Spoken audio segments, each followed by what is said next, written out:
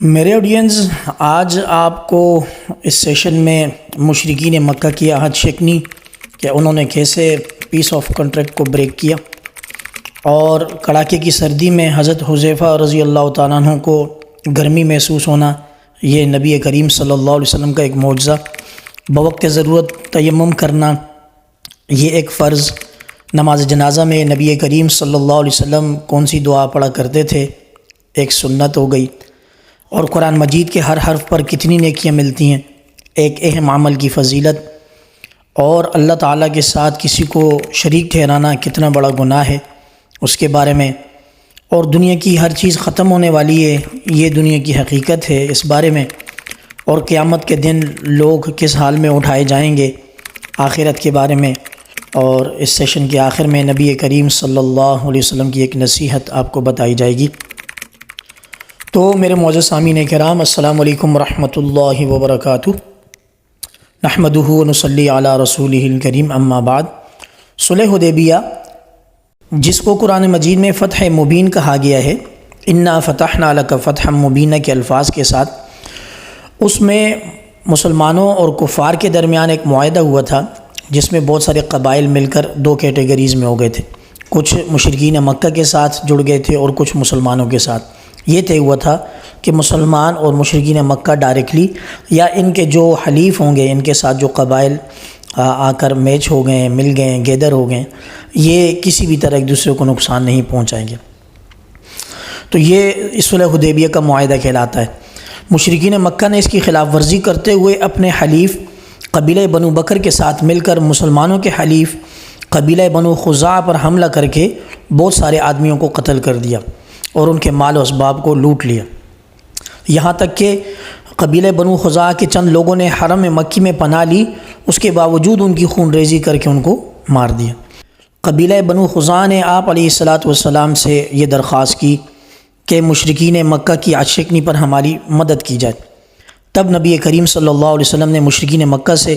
دیت یعنی خون بہا ادا کرنے یا معاہدہ توڑنے کی شرط رکھی، تو انہوں نے امن معاہدہ ختم کرنے کو اختیار کیا، لہٰذا آپ علیہ السلام نے ان کی بدعہدی، قتل و غارت گری کا بدلہ لینے کے لیے رمضان المبارک سن 8 ہجری میں 10,000 صحابہ کرام علیہم رضوان کا عظیم الشان لشکر لے کر مدینہ سے روانہ ہوئے، اور ایک جگہ جس کا نام مر الزہران ہے وہاں پہنچ کر خیمے لگائے۔ اسلام کا سخت مخالف اور دشمن ابو سفیان جاسوس کی حیثیت سے لشکر اسلام کا جائزہ لینے وہاں آئے، تو حضرت عباس حضور کے چچا رضی اللہ تعالیٰ عنہ نے انہیں پہچان لیا اور انہیں پکڑ کر آپ علیہ السلام کے پاس لے گئے۔ حضرت ابو سفیان کو جب وہ اسلام نہیں لائے تھے، ان کو دیکھ کر بعض صحابہ نے ان کو قتل کرنا چاہا، لیکن آپ علیہ الصلاۃ والسلام نے رحم و کرم کا معاملہ کرتے ہوئے فرمایا، اے ابو سفیان، کیا اب بھی تمہارے ایمان لانے کا وقت نہیں آیا؟ حضور صلی اللہ علیہ وسلم کا یہ فرمانا تھا کہ بالآخر وہ ایمان میں داخل ہونے کے لیے تیار ہو گئے۔ پھر حضور صلی اللہ علیہ وسلم نے بلند اخلاق، عظیم الشان مکارم اخلاق کا معاملہ کرتے ہوئے فرمایا، آج جو ابو سفیان کے گھر میں یا خانہ کعبہ میں پناہ لے گا وہ بھی امان میں ہے، اور جو کوئی اپنے گھر کا دروازہ بند کر لے گا اس کو بھی امان دیا جائے گا۔ نبی کریم صلی اللہ علیہ وسلم کا ایک معجزہ خصوصیت کے ساتھ سماعت فرمائیں۔ غزوہ خندق کا موقع ہے، حضرت حذیفہ رضی اللہ تعالیٰ عنہ فرماتے ہیں کہ کڑاکے کی سردی اور ٹھنڈی ہوائیں چل رہی تھیں، ایسے میں رسول اللہ صلی اللہ علیہ وسلم نے صحابہ سے فرمایا، ہے کوئی جو میرے پاس دشمنوں کے قافلے کی خبر لے آئے؟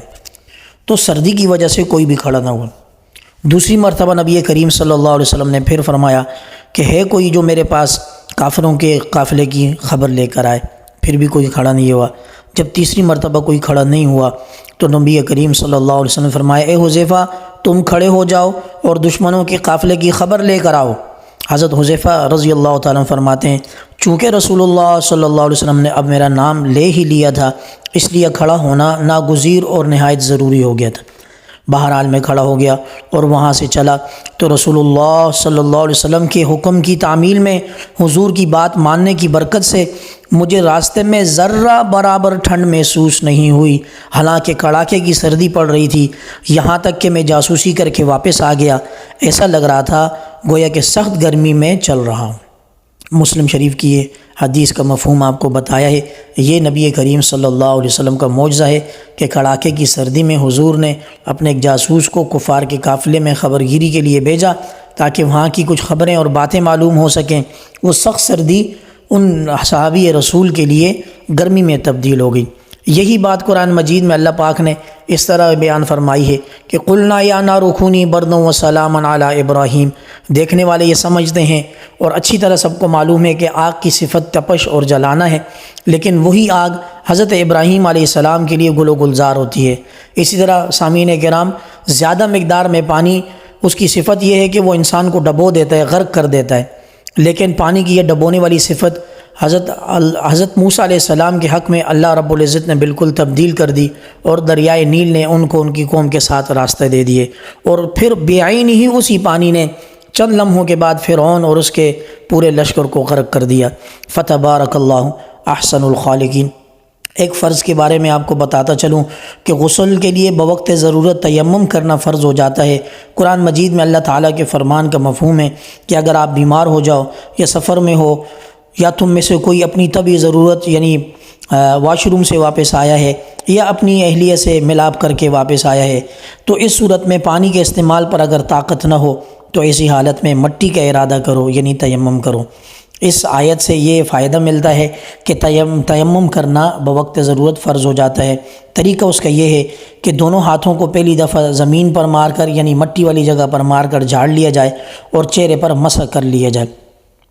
جیسے سر پر انسان مسح کرتا ہے، پھر دوبارہ زمین پر یا مٹی پر ہاتھ مار کے ان کو ہاتھوں کو جھاڑ کے دونوں کونیوں سمیت ہاتھ تک لاتے ہوئے مسح کر لیں۔ فرمایا جب اگر تیمم بوقت ضرورت کر دیا جائے تو یہ اللہ کے حکم سے ہڈیوں کو پاک کر لیتا۔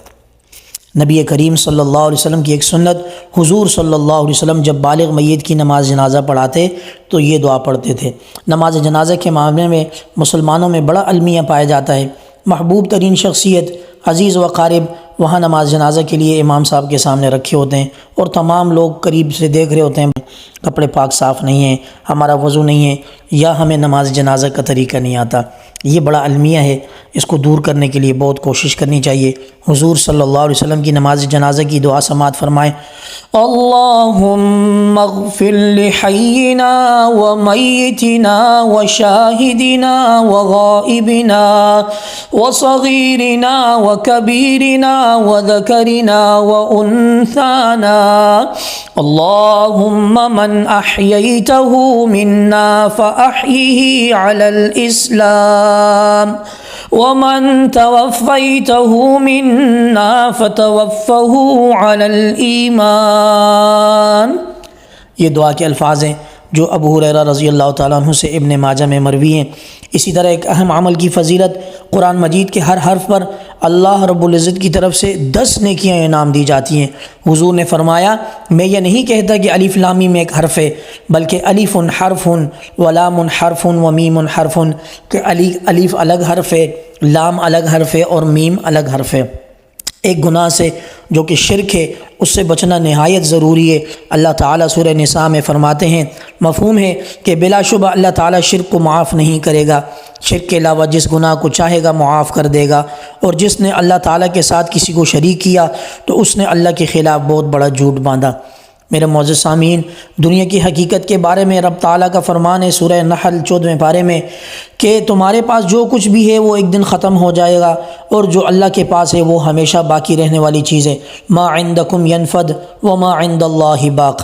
آخرت میں لوگوں کو اس حال میں اٹھایا جائے گا کہ لوگ ننگے پیر، ننگے بدن، بغیر ختنہ کیے ہوئے ہوں گے، جس طرح وہ پہلی مرتبہ اپنی والدہ کے پیٹ سے پیدا کیے گئے، ایسے حال میں اٹھایا جائے گا۔ اللہ کریم اس سخت وقت میں ہم سب کی حفاظت فرما دے۔ آخرت میں چند معزز شخصیات کو ایگزمشن حاصل ہے۔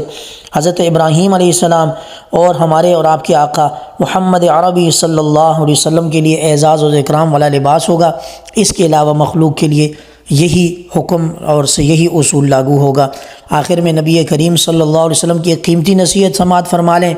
آج کل چونکہ یہ رواج اور فیشن بن چکا ہے کہ کھانا کھاتے ہیں، چائے پیتے ہیں، کافی، گرین ٹی، تو اسٹائل میں اور فیشن میں کچھ نہ کچھ لازمی باقی چھوڑ دیتے ہیں جس سے وہ براڈ مائنڈڈ محسوس ہوں یا روشن خیال محسوس ہوں۔ یہ سب کچھ آپ دکھلاوے کے لیے تو کر سکتے ہیں، اگر آپ کی طبیعت نہیں ہوتی، پیٹ اجازت نہیں دیتا، معدے میں گنجائش نہیں ہے، تب تو کوئی بات نہیں، اور اگر آپ اسٹائل کرنے تو یہ حضور صلی اللہ علیہ وسلم کی نصیحت کے خلاف ہے۔ سماعت فرمائیں، جب تم میں سے کوئی کھانا کھائے تو اسے اپنی انگلیوں کو چاٹ لینا چاہیے، کیونکہ اسے معلوم نہیں ہے کہ اس کی کون سی انگلی پہ برکت ہے، یعنی جس کھانے میں برکت رکھی جاتی ہے وہ کھانے کے کون سے حصے میں انسان کو معلوم نہیں ہوتا، لہٰذا جان بوجھ کر چائے چھوڑنا